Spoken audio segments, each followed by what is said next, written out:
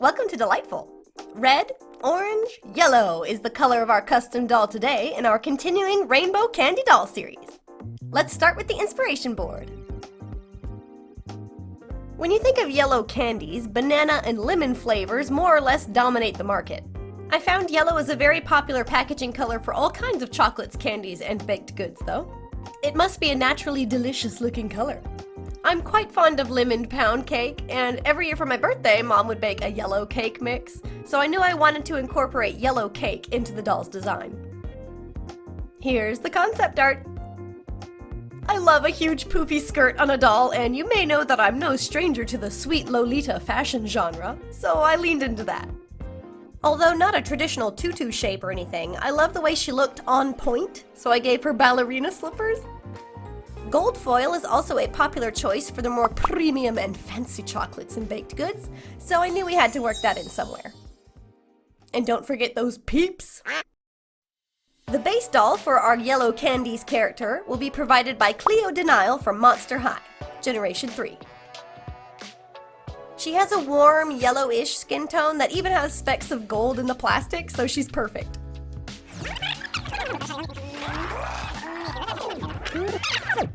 With the base stripped clean and deconstructed, the customizing can begin in proper. Let's start with that banana yellow hair. I'm using nylon doll hair in the color Butterfly from dollyhair.com. Her part goes right down the middle this time, so I make sure to plug that nice and thick and then fill in the rest of the holes. Eventually, the doll has new hair, and we can pour glue into the neck hole to grab the ends of all those loose hair plugs. Fabric glue works best. The next day, once the glue has dried, reunite the head and body by warming up the vinyl head and easing it on back over the neck peg. Tie off the hair to keep track of the part, then bind it up and out of the way so that we can turn our focus to the next step, her face up. The first and most important step is to take the doll outside and give the face a good spray or two of Mr.Super Clear UV sealant. It's impossible to draw on plastic without this stuff. Once it dries, bring the doll back inside. If you're ever curious about the materials I use in a video, a list can always be found in the description box below the video. Alright, let's go. Yellow's face ends up being my favorite face up in the series. She has huge cartoony eyes, looks a little ditzy, maybe like she's even gone a bit bananas. The makeup choices are pretty wild for this character. She's got white eyebrows, which will look better once the icing is in play. I know they don't seem to match at the moment, but we'll get there. And unlike the previous two dolls who had red and orange eyes respectively, I broke form here and gave this character not yellow, but complementary purple-blue eyes instead.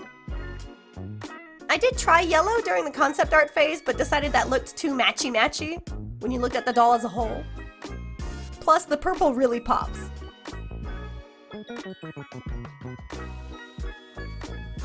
I went with a pale yellow lip color, a bold choice, but I love how it stands out on the doll's skin tone. I build more and more color by occasionally spraying the doll with sealant again, then layering up the pencils. Sometimes I wet the pencils and use a brush to get into the crevices like the lips, and sometimes I switch to acrylic paints to lay down a solid opaque color.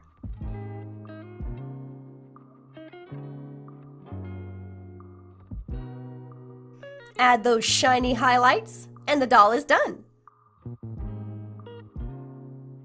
She's so cute with those big googly eyes. I must say, I really love the Gen 3 Monster High dolls' faces and head shapes. It's a beautiful base to work on. Okay, we can take down the hair and tie it up into her big ponytails. They're supposed to resemble two giant bananas. To help that idea come across, we're going to dip dye the ends green. Welcome to the kitchen. Nylon doll hair dyes very well if you use polyester fabric dye, so that's exactly what I'm gonna do. I didn't use nearly all the powder, and I watered it down a lot, because I'm only dyeing a tiny amount of doll hair and we don't want the color to be that strong anyway. Alright, here it goes. Well, I was hoping for more of a Kelly green color, but this looks a bit more like a forest green. It's a bit dark even after it dries. Oh well, that's what I get for charging headfirst into a project and not doing any test strips or anything beforehand. Let's turn our attention now to her outfit. Closely following my concept art, I organize all my custom-made pattern pieces and patch together a design in Photoshop. A yellow cake texture on the dress, various yellow packaging around the edges of the skirt, etc. Once I was happy with the digital version, I sent it off to a fabric print-on-demand company and eventually received my custom doll fabric in the mail. I got her skirt and bodice pieces printed on cotton and the leggings printed onto a stretchy knit. So to get a curved, poofy hemisphere shape on the skirt, I divided it into 4 sections with gentle curves at the top and bottom. With a little bit of gathering on both ends, and with the addition of a ruffle, I think the skirt ends up looking perfectly full and bouncy. This short white fur fabric is supposed to look like fluffy frosting. I hope that's the impression you got. I do this part by hand to better hide the stitches. She's got so much poof under that skirt. My design is a little vague in the concept art, so now I'm having to figure out exactly what material I'll be putting under there. I think a couple layers of yellow and golden tulle will help hold up the dress nicely. I attach them to an elastic waistband. I mentioned in Red's video that I worked really hard to produce 6 dolls worth of clothes all at the same time to get them printed on the fabric I mentioned earlier. And during that process, I thought to myself, I'm double checking everything as thoroughly as I can, but what if there's something that I didn't catch? And that fear was true! This doll's leggings. I didn't align them to the grain correctly on the knit fabric they got printed on, so they're not as stretchy as I was hoping they'd be. It looks like I also forgot to include seam allowance, so thanks to these 2 mistakes, my only option is to whip stitch the leggings directly onto the doll. There's going to be a visible seam, but it's not too unsightly. And old-fashioned tights used to have a visible seam anyway, right? Yeah, this totally looks intentional, right? Oh, and yes, you may have noticed that I whacked off the doll's toes and used clay to reshape the foot into an on-point position. I forgot to film that part, so I figured I'd better mention it here. The icing also didn't go as planned, but, well, you'll see. First, I came up with paper pattern pieces that will lay correctly over the doll's head and dress. Then I traced that pattern onto a piece of thick white vinyl packaging.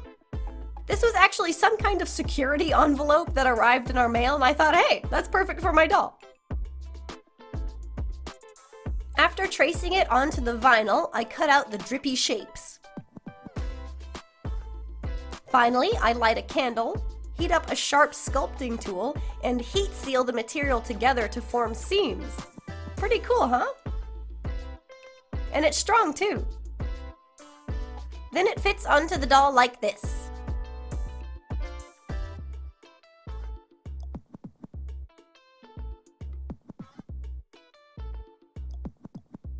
Her ballerina slippers are just precious. I start yet again with a flat pattern that I cut out onto yellow cotton fabric. Sew a loop of elastic, roll over the edge and stitch it inside the hem. Fold it over and sew the bottom and heel of the slipper. Turn right sides out. Yeah, now it's starting to look like a shoe, right? Slip it onto the doll's foot to get the position just right, then close the toe with a couple of gathering stitches. Tack on the ribbons. You could call them done at this point, but I added toe boxes made of clay, which I then paint and decorate. A real point shoe has this box on the inside, I think. I don't really know what I was thinking when I drew the concept art. Like she's standing on chiclet candies or something? I really just wanted a touch of red on her toes. Speaking of clay, let's change gears and make all of her accessories. Using air-dry clay, I formed the simple shapes that will become a cake slice, marshmallow peeps, and the dots gummy candies that surround her skirt. Use acrylic paint on the fully dried clay to bring the little pieces to life. The fun thing about sculpting little goodies like this is that the shapes aren't too hard and the color and shiny finish adds a lot of charm. I'll tell you what really sells it is glitter though. I paint on a watered down glue mixture over the whole peep, then tap tap tap the glitter on top. It looks just like sugar!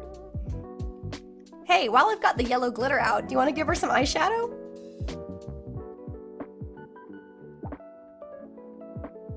Glitter Peeps eyeshadow! Ah, that's so cute! I wonder if some makeup YouTubers out there have done Peeps inspired looks. I bet they have. Anyway, I thought we'd finish the face up. Back to the accessories.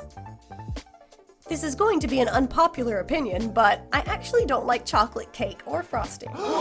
But the dark brown color made for a good contrast on the doll's yellow hair, so I chose chocolate. With tiny paper circles acting as confetti and a toothpick candle, our birthday cake is done. Aren't they cute? Miniature foods and miniature sweets in particular are some of the most charming kinds of sculptures out there, I think.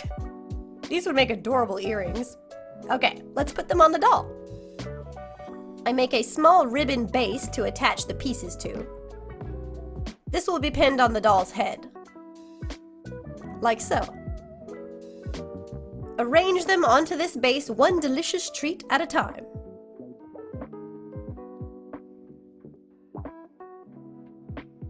As for the dots, I just hot glued those directly to the fabric.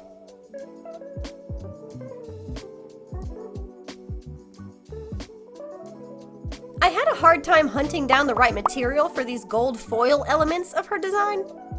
I tried using actual candy wrappers, but the foil was too weak. Oh darn, I guess I'll just have to enjoy this chocolate then. And baking isn't a very popular hobby here in Korea where I live, so there was no hope of finding gold muffin liners at the grocery store. I did, however, run across this beautiful gold wrapping paper at the craft store, so I'll simply cut it down and crimp my own muffin liners. There's probably a better way to do this to ensure all of your folds are exactly even, but you know what? I just eyeballed it, baby!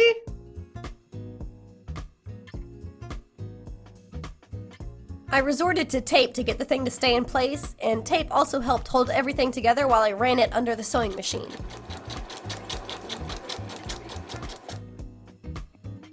That looks great! I wrap it around and tuck it under her skirt using small dots of hot glue to tack the paper in place on the inside of her main skirt. I also added the crimped paper, along with the muffin liners of those Ferrero Rocher chocolates, to her ponytails. See, those chocolates were a valid business expense. And with that, the doll should be done, but she doesn't quite feel done, does she? For whatever reason, all the parts and textures of her outfit aren't really working in harmony with each other. Something about her feels amateur? And I think it's the frosting. I thought the white, shiny vinyl was a clever material to use, but actually it kind of looks cheap, flat, thin, I'm not sure. But I'm gonna give it another try. Goodbye, frosting attempt number 1. For attempt number 2, let's try clay. I protect the doll with plastic wrap so that I can sculpt directly on top of her dress and forehead. Trying to sculpt on top of a poofy dress felt very squishy and weird. You can't press down.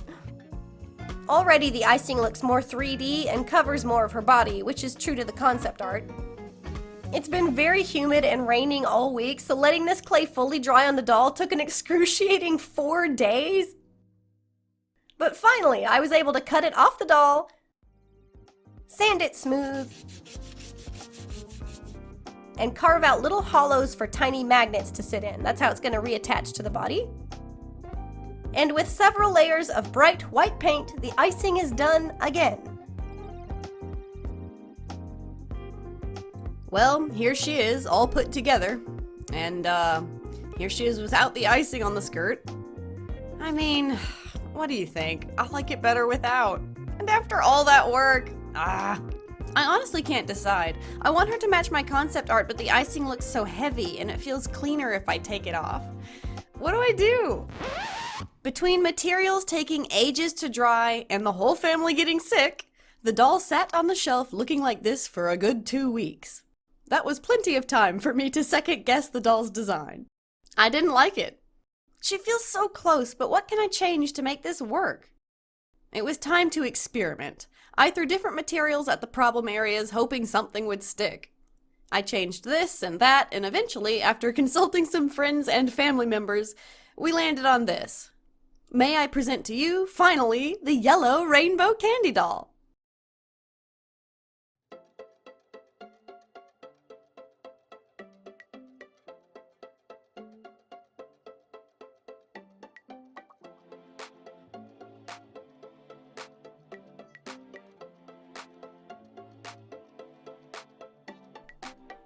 Pirouetting into view is Buttercup.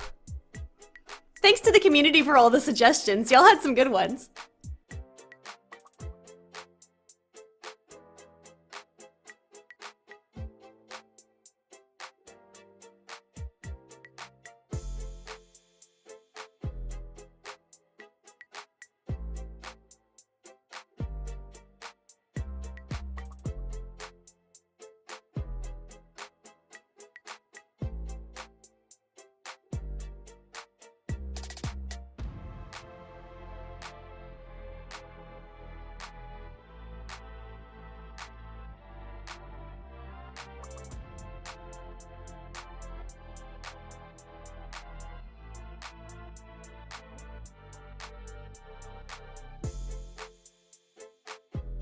Needless to say, this doll was a challenge. Getting the various textures and materials of the doll to work together was really hard, and I'm still not sure it's working, but I've got to move on at some point, right?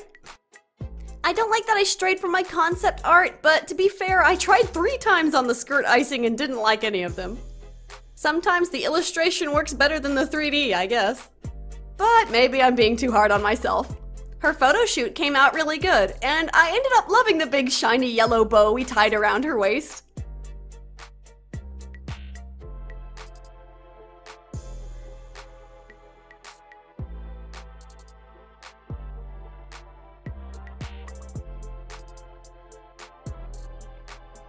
The first 2 dolls in the series are sporting a street fashion look, whereas Buttercup is clearly in the Lolita fashion genre, so she kind of doesn't match at the moment, but there's enough variety in the rainbow that I think she'll fit in once the other dolls are here.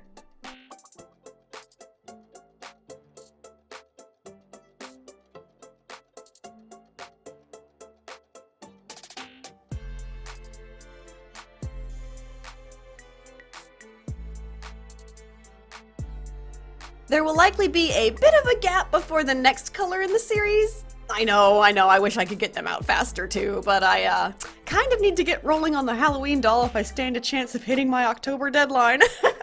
If you want to peek behind the curtain there. Rest assured, I am so eager to continue editing these dolls, and I can't wait to show you Green. She'll probably be a bit sour about having her video delayed though. See you next time, and as always, thank you for watching. Stay artsy!